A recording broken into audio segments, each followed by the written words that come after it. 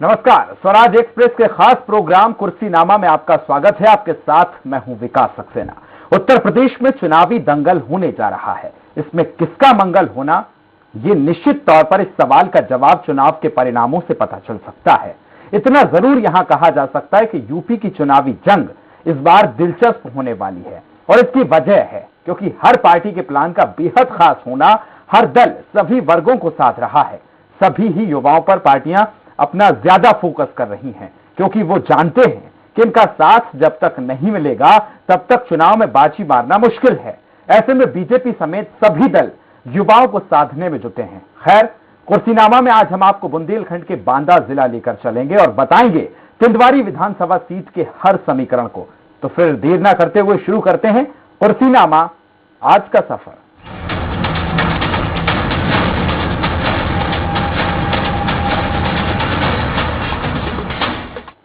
उत्तर प्रदेश के विधानसभा चुनाव में अब बेहद ही कम वक्त बाकी है। ऐसे में सभी सियासी दल बाजी अपने नाम करने के लिए कड़ी कवायद में जुटे हैं।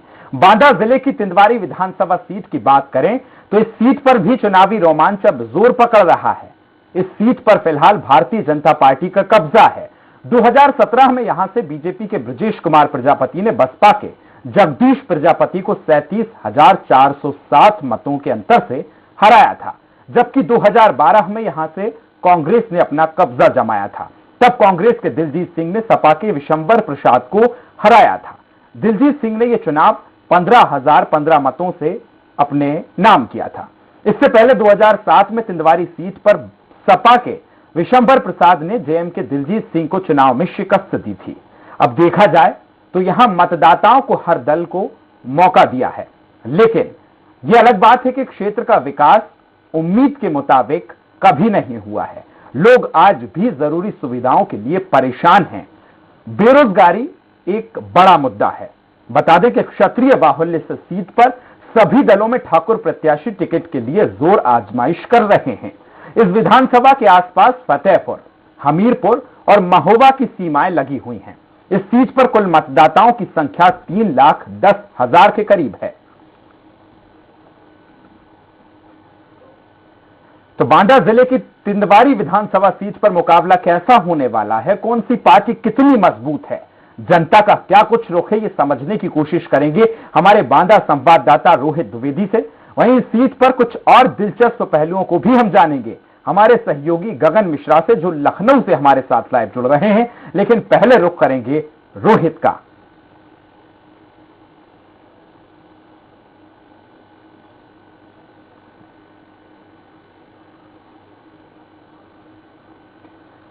तो सीधा बांदा चलेंगे जहां हमारे संवाददाता रोहित हमारे साथ जुड़े हुए हैं। रोहित, सबसे पहले अगर हम बांदा विधानसभा सीट की बात की जाए, जहां तिंदवारी विधानसभा आज हम जिस पर चर्चा करने वाले हैं, तो कौन से ऐसे मुद्दे हैं 2022 के अगर चुनाव की बात की जाए, पहले का हम इतिहास उठाकर देखें तो यहां का मतदाता किसी से सहमत नहीं रहा है, क्योंकि हम लगातार देखें सपा भी रही है, बीजेपी रही है, कांग्रेस रही है, लेकिन 2022 का विधानसभा चुनाव तिंदवारी सीट के लिए कितना महत्वपूर्ण हो जाता है? कौन सी पार्टी यहां सबसे ज्यादा दावेदारी कर रही है?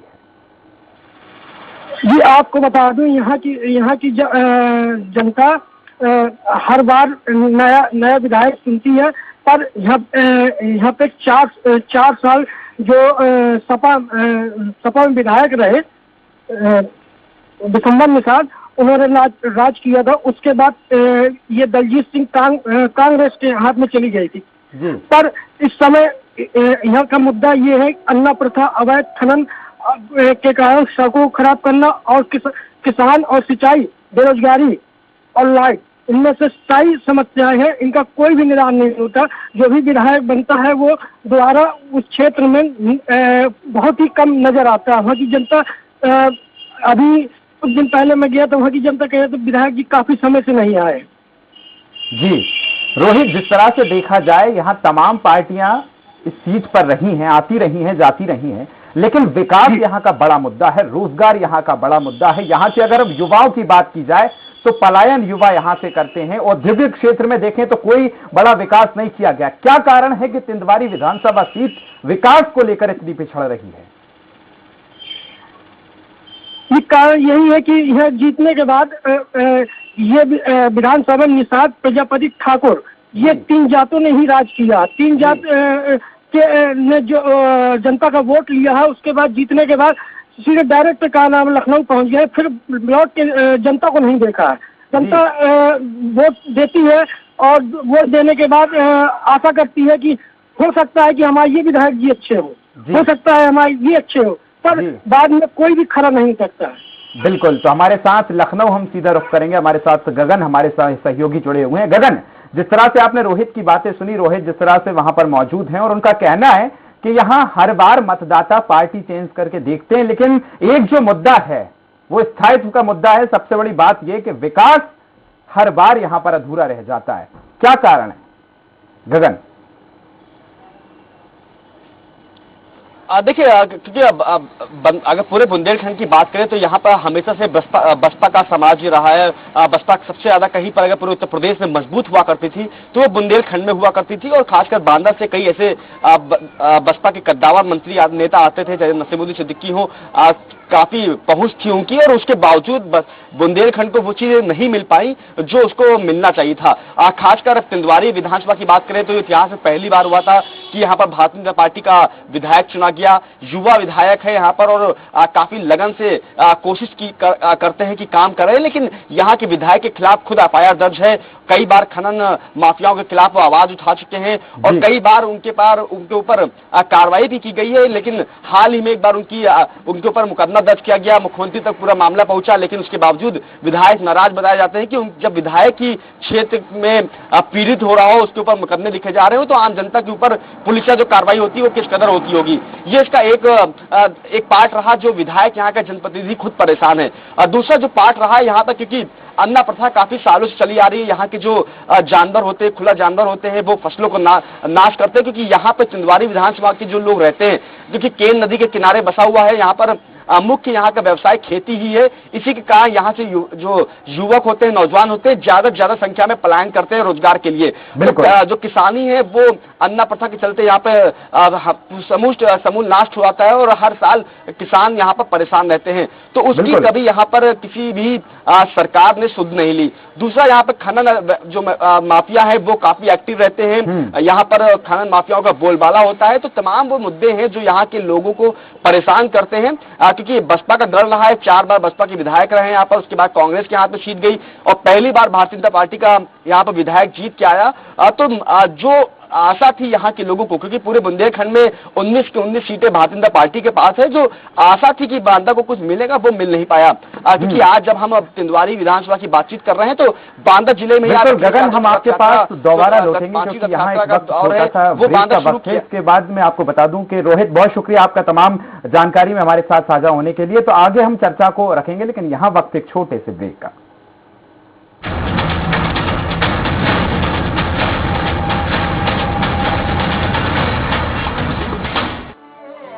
बहू, मैं जरा मुन्ने का जन्म प्रमाण पत्र बनाने के लिए जा रहा हूँ, शाम तक आऊंगा। पर पापा, ये तो हम अपनी सरकार पोर्टल पर जाकर घर बैठे ही बना सकते हैं, आपको जाने की जरूरत ही नहीं है।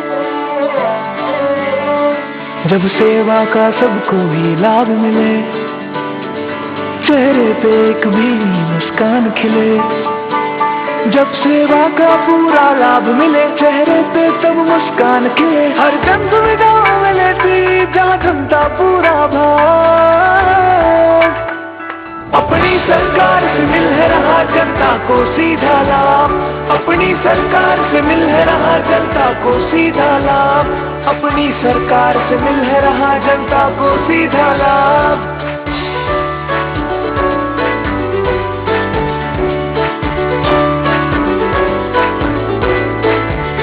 चाहे आवेदन करना है या कोई फॉर्म भरना है, अपनी सरकार पे जाना है, बस इतना सा ही करना है, बस इतना सा ही करना है। अब हर मुश्किल आसान हुई जो कल तक था एक ख्वाब, अपनी सरकार से मिल है रहा जनता को सीधा लाभ, अपनी सरकार से मिल है रहा जनता को सीधा लाभ, अपनी। उत्तराखंड सरकार के रंग ला रहे प्रयास, अपनी सरकार पोर्टल से जनता का हो रहा विकास।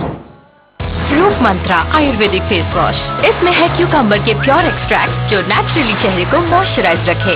ये कोई कॉस्मेटिक नहीं, आयुर्वेदिक औषधि है। सबको ईमानदारी का शौक चढ़ा है, बताओ।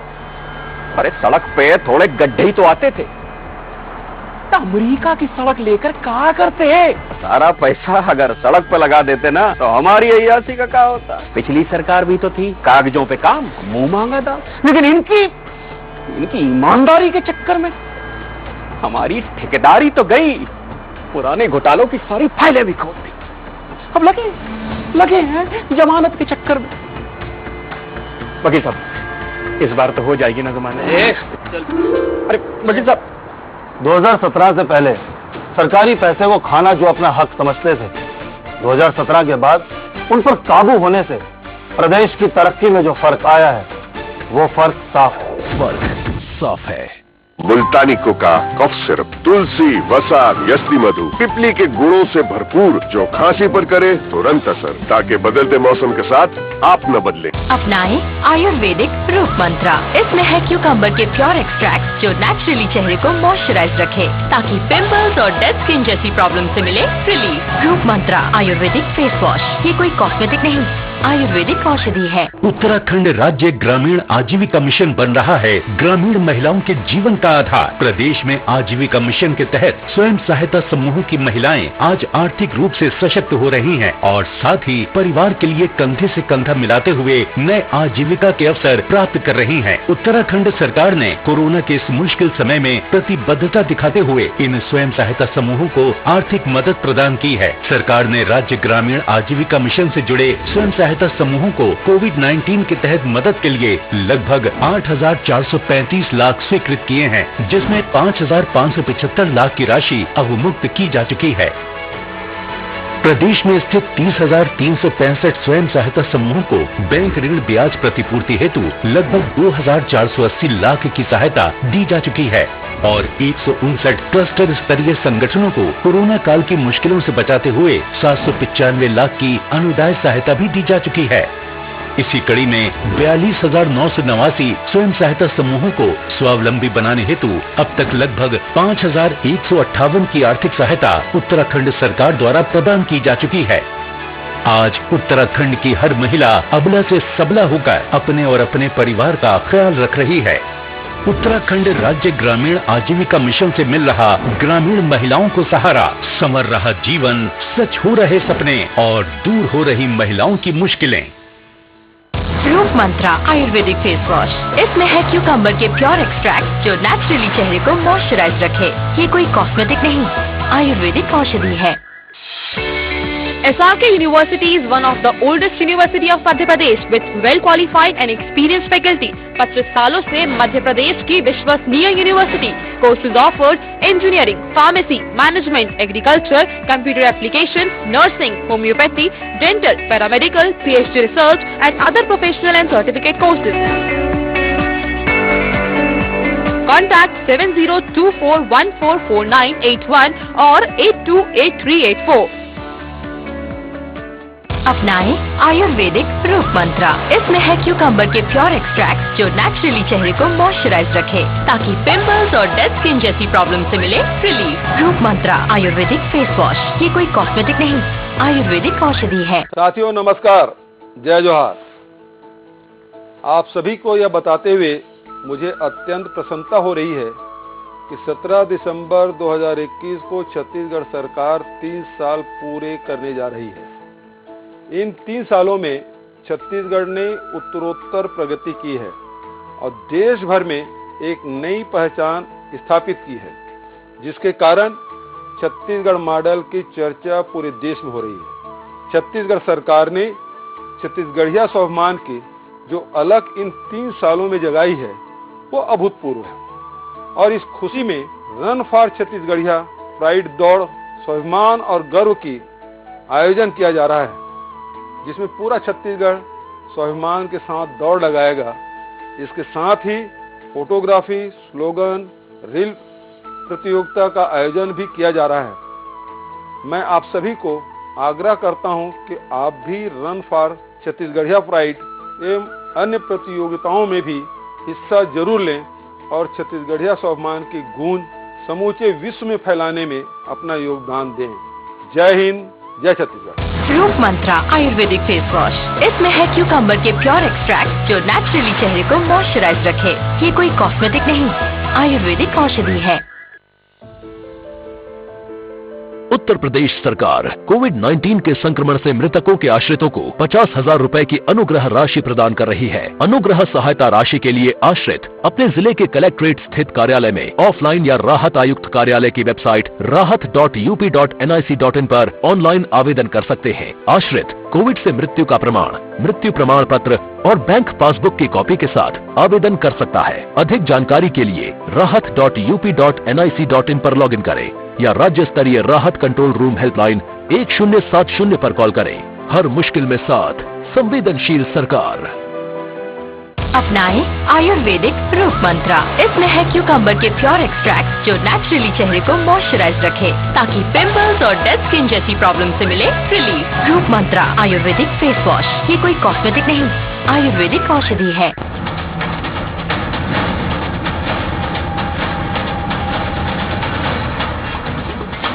ब्रेक के बाद एक बार फिर आपका स्वागत है। तो आज कुर्सीनामा में हम बात कर रहे हैं बांदा जिले की तिंदवारी विधानसभा सीट की। यहां का कैसा चुनावी समीकरण होने वाला है, क्या कुछ मतदाताओं के इस बार मुद्दे हैं। विकास जिस तरह से एक बड़ा मुद्दा है। हमारे साथ लखनऊ से हमारे सहयोगी गगन मिश्रा लगातार बने हुए हैं। गगन, जिस तरह से आप बात कर रहे थे विकास की, और एक बड़ा मुद्दा यह भी है क्योंकि अगर तिंदवारी विधानसभा सीट की बात की जाए तो ये यमुना और केन नदी के किनारे पे यहाँ का जो क्षेत्र है वो किनारे से लगता है। और हर बार एक बड़ी समस्या यह भी है कि बारिश के मौसम में ये जल भराव यहां हो जाता है। लगातार किसान बाहुल्य के क्षेत्र है। जिस तरह से अब किसानों को देखा जाए तो 2022 के चुनाव में जब कृषि कानून वापस लिए गए हैं, किसानों में नाराजगी है, लेकिन 2022 के चुनाव में किसानों के मद्देनजर यह चुनाव कितना अहम होने वाला है। गगन, देखिए निसंदेह, क्योंकि बुंदेलखंड के लिए भले ही पूर्ववर्ती सरकारों में काम वो लार्ज स्केल पे ना हुआ, लेकिन इस सरकार में कुछ ऐसे कदम उठाए गए थे जिसमें बुंदेलखंड एक्सप्रेसवे की बात की जाए या फिर डिफेंस कॉरिडोर की बात की जाए। और बुंदेलखंड के दो ऐसे जिले हैं, झांसी चित्रकूट, जहां पर डिफेंस कॉरिडोर जुड़ता हुआ जाएगा, बुंदेलखंड एक्सप्रेसवे बन रहा है। तो वो तमाम चीजें की जा रही हैं, लेकिन जिस स्तर पर, जिस लार्ज स्केल पे काम होना है, क्योंकि बुंदेलखंड सालों से, दशकों से ठगा आ रहा है और हर राजनीतिक दल जब यहाँ पर सरकार बनती है, बुंदेलखंड में लोगों से वोट मांगनी आती है, तो उनसे तमाम वो मुद्दे जो यहाँ के लोगों का मुद्दा है, चाहे वो बिजली हो, चाहे किसानी को, खेती को लेकर हो, किसानों का जो विकास हो उसको लेकर हो, या फिर उस जिले में पेयजल की व्यवस्था सुचारू रूप से चलने को लेकर हो, इन तीन मुद्दों पर यहाँ पर चुनाव लड़ा जाता है। लेकिन जैसी सरकार आती है, नया विधायक बनता है या नई सरकार बनती है, वो तमाम वादे भूल दिए जाते हैं। और बुंदेलखंड से एक मानते हैं कि चुनाव के बाद एक कट सा जाता था, लेकिन इस सरकार में थोड़ा बहुत काम हुआ है। आज अखिलेश यादव भी बांदा जिले पहुंचे हैं, यहाँ पर उन्होंने रथ यात्रा का शुभारंभ किया है। और साथ ही साथ अमन त्रिपाठी जो अभी हाल ही में जिसकी लाश मिली थी और पुलिस ने कई लोगों को गिरफ्तार किया है, हत्या का मामला दर्ज हुआ था, उनसे भी मुलाकात करने, उनके परिवार से मुलाकात करने पहुंचे हैं। तो राजनीति तो हो रही है। आपसे हम ये जानना चाहेंगे, हर तरह से अगर पिछली बात की जाए तो बीजेपी के यहाँ पर ब्रजेश प्रजापति जो बीजेपी से यहाँ जीते हैं, उससे पहले हालांकि कांग्रेस, सपा, तमाम पार्टियां रही हैं, लेकिन ब्रजेश प्रजापति के काम से यहाँ के मतदाता कितने संतुष्ट हैं? क्या कुछ काम तिंदवारी विधानसभा में भाजपा ने किया है इन 5 सालों में? देखिए, क्योंकि युवा विधायक है और क्योंकि हर युवा एक जनप्रतिनिधि ये अपेक्षा की जाती है